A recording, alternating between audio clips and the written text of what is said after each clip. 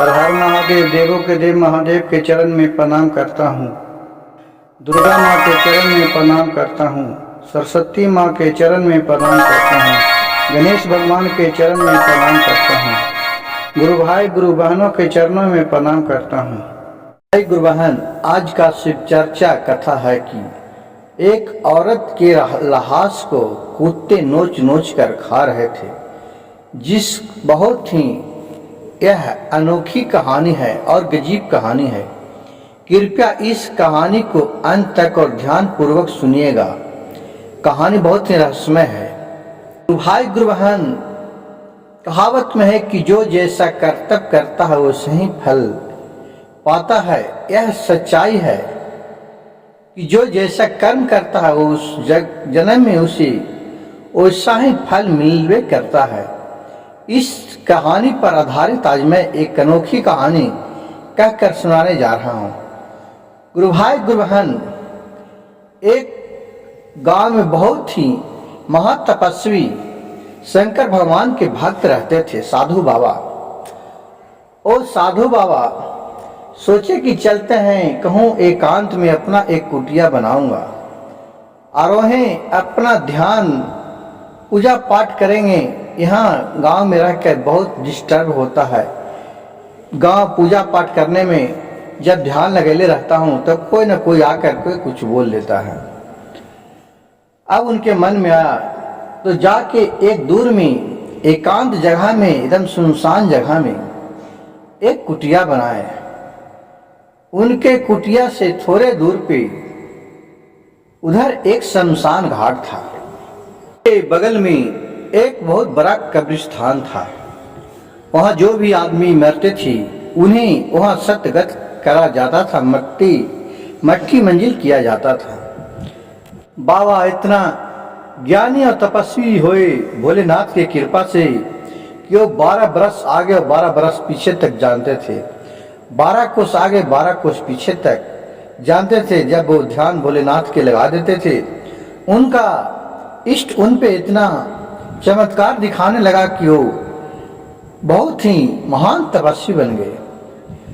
गुरु भाई गुरु बहन, देखिए एक दिन का एक अनोखी कहानी है कि एक के रात में सोए हुए थे बाबा, तो उस कब्रिस्तान से कुत्ता का बहुत भौंकने का आवाज आया, बहुत विचित्र। तो हाँ, बाबा ने देखे कि यह एक रात को इतना कुत्ता क्यों लग रहा है। क्या कोई कब्रिस्तान में कोई जानवर आ गया है क्या, जिससे भाग के कुत्ते लोग भौंक रहा है। फिर बाबा वहां पर गए तो देख रहे कि एक लहास है। उस लहास को कुत्ते ने निकाल के और नोच नोच के जो गरा हुआ था उसे खा रहा है।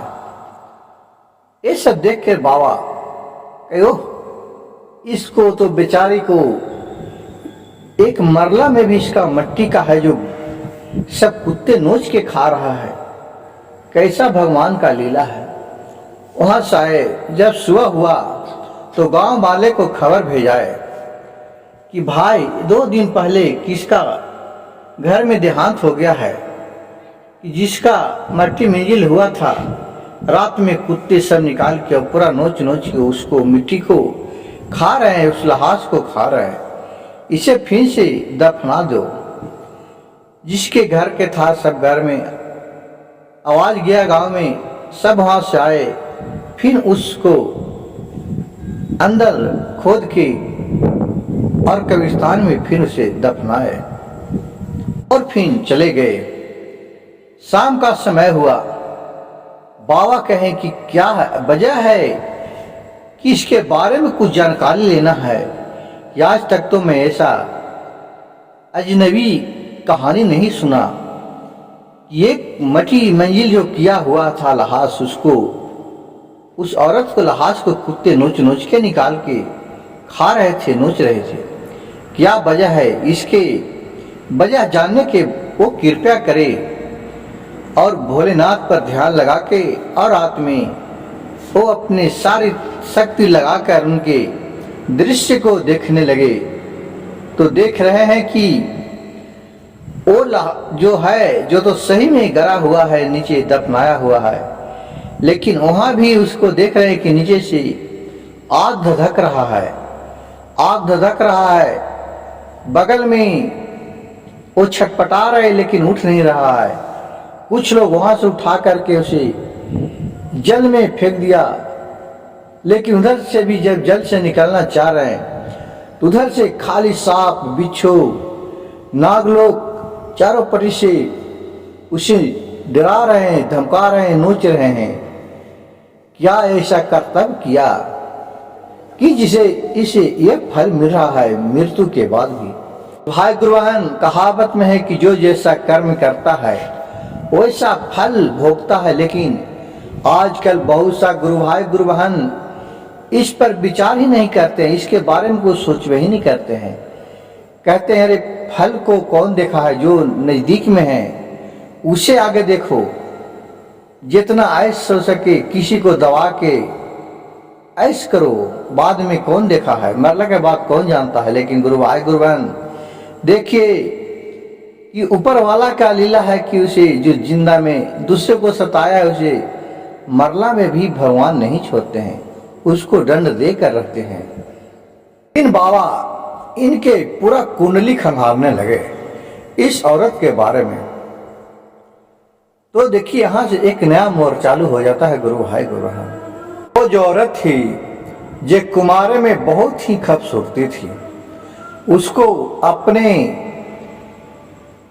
चेहरे पर और सुंदरता पर बहुत ही घमंड था। वो अपने आगे किसी को नहीं लगाते थे।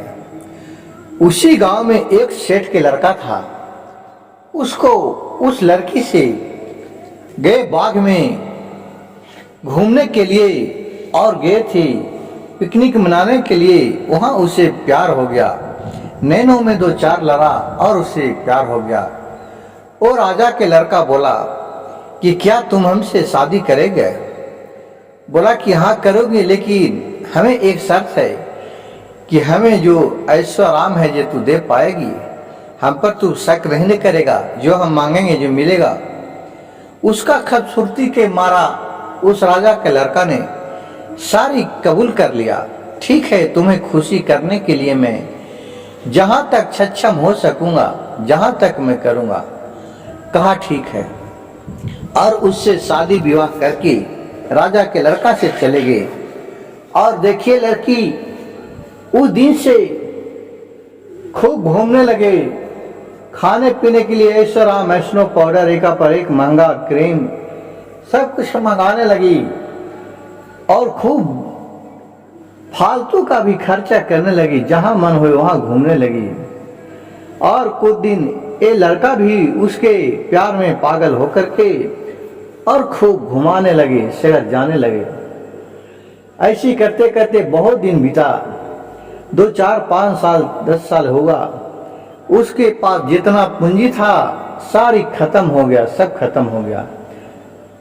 अब जब एक कहने लगा कि ये सब फालतू का क्यों खर्चा करती हो कहो घूमने के लिए, तो बोलती थी क्या इसीलिए तुम शादी किया है? मैं तो शादी से पहले बोले थे कि हमें तुम ऐश्वर्य करवा सकते हैं, सारी मनोकामना हमको पूर्ण कर सकती हैं, तो हमसे शादी करो, नहीं तो मैं छोड़ के भाग जाऊंगा अभी भी। इसी तरह का उसे धमकी दे करके और रखने लगा। अब क्या करे, बेचारा अलचार पड़ गया। अब देखता है कुछ करता हूं तो मैं बेटा भी छोड़ के भाग जाएगी। यहां तक हुआ कि उसके पास भी अब कुछ भी नहीं रहा। अब वो जा करके दुख बन मजूरी करने लगा, दूसरे के यहाँ काम करने लगा फैक्ट्री में, वहां से भी ला करके देने लगा, लेकिन उससे भी इसको पूरा नहीं होने लगा। अब क्या किया कि ये फिर जाने लगी। गुरु भाई गुरु बहन देखिए बद चलन कैसे औरत होती है। अब इसका यहां से मन नहीं भरने लगा तो अपने ऐश्वर्य के चक्कर में एक दूसरे जगह जाने लगे, इधर उधर घूमने लगे, खूब लेकिन को पटाने लगे। जब इसके पास फिर दूसरा लेकिन को लड़के को पटाए, फिर पूंजीपति को। देखिए कहावत में है गुरु भाई गुरु बहन कि जो पहला बर ब्याही रहता है वो पहले ही होता है, उसका श्राप लगता है। इसको छोड़ करके अपना ऐशोआराम के लिए वो दूसरे मर्दाना के संग भाग गया। जो कहते हैं कि निकल गया, वो ही निकल गया, दूसरे मर्द के साथ चला गया। उसके साथ भी ऐश मौज करने लगा और तरह तरह का काम धंधा गलत गलत करने लगा, जो कि कहने लायक नहीं है। फिर उसी तरह कुछ दिन बीता। देखिए, जब तक समय अच्छा रहता है गुरु भाई गुरु बहन, तो आप मट्टी को भी शुद्ध दीजिएगा तो सोना बन जाएगा। लेकिन जब समय खराब होता है तो सोना के भी सूझेगा तो मट्टी हो जाता है। इसी तरह उस लड़की को जब समय ठीक था तो सब कुछ उसको ठीक लग रहा था, लेकिन अब जब उसके पास समय खराब हुआ तो देखिए क्या होता है। विधि का विधान, ईश्वर का लीला, देखिए कहां से कहां मोड़ ले रहा है। अब वहां उस लड़के ने भी उसे क्या किया कि उसको तबीयत दब हो गया, उसको वहां से निकाल दिया। कहा कि अब तुम हमारे लायक नहीं हो, जाओ, तुम्हारे पीछे में बहुत पैसा बुराया, अब मैं तुम्हें नहीं रख सकते हैं। अब ये दल दल ठोकर खाने लगे, इसका चेहरा एकदम खराब हो गया, जगह जगह फुंसी फोड़ा होने लगा, घाव होने लगा, इसको बदबू देने लगा। अब कहूँ ना खूब दर्द से कराहने लगा। अब इसके पास दिखाने के लिए पैसा नहीं था। लेकिन देखिए, एक दिन के बात है, ये गिरगिरा रही थी एक रोड के किनारे, तो उसका जो पति पहले वाला था उसे नजर पड़ा। वो पति में जाकर के लपटा गया और बोलने लगा, हे प्रभु, हमें क्षमा कर दीजिए, हमने बहुत गलत काम किया, आपसे हट करके हमें आप बचा लीजिए, अब मेरा जान नहीं बचेगा। जो भी आप कहिए, अगर आज के बाद हम आपको मानने के लिए तैयार हूं। कहीं ठीक है, वो डॉक्टर ही ले गया, डॉक्टर से दिखाया, जहां तक बना सब कुछ किया, लेकिन बीमारी इसको ठीक होने का नाम ही नहीं ले रहा था। ऐसे करते करते वो एकदम और भी उसको दर्द से व्याकुल होने लगा। तो पत्नी बोली कि हे, हमें किसी तरह भी बचा लीजिए। कहे कि मैं तो सभी कुछ कर रहा हूं, लेकिन कोई दवा का असर नहीं आप पर पड़ा है, मैं तो अपनी जान भर नहीं छोड़ रहा हूं। फिर उसके बाद उसको मृत्यु हो गया और फिर ओला करके वही कान में दफन कर दिया था, जो कि कुत्ता नोच नोच के खा रहे थे। वो कुत्ता को भी गारला के बाद इस तरह का महक मिल रहा था, इस तरह के बदबू मिल रहा था कि जिसका कोई वर्णिका नहीं है। गुरु भाई गुरु बहन, देखिए कैसा कर्तव्य जो जैसा करता है वैसा ही बुनता है। इसीलिए कहा गया है गुरु भाई गुरु बहन, इस पर एक चौपाई कि लड़कपने खेल में खोया जवानी, नींद में सोया बुढ़ापा, देखी कर लोया सजन रे, झूठे मत बोलो। कहावत में है कि जिस तरह से समय है उसी तरह से काम करना चाहिए, ज्यादा दिखावा नहीं करना चाहिए। ऐसे आराम के चक्कर में अपने जो भी आय संपत्ति है, अर्जा हुआ, बाप माँ के कुल खानदान का, उसे बर्बाद नहीं करना चाहिए। उसमें इतना ध्यान रहे कि 2 गो और गमाए उसमें जमा किए, लेकिन उसको बिगाड़े नहीं। गुरु भाई गुरु बहन, मेरे भजन कथा कहानी अच्छा लगे तो कृपया मेरे चैनल शिव भक्त सविता को एक लाइक, सब्सक्राइब, शेयर जरूर कीजिएगा। कमेंट में हर हर महादेव लिखना नहीं भूलिएगा।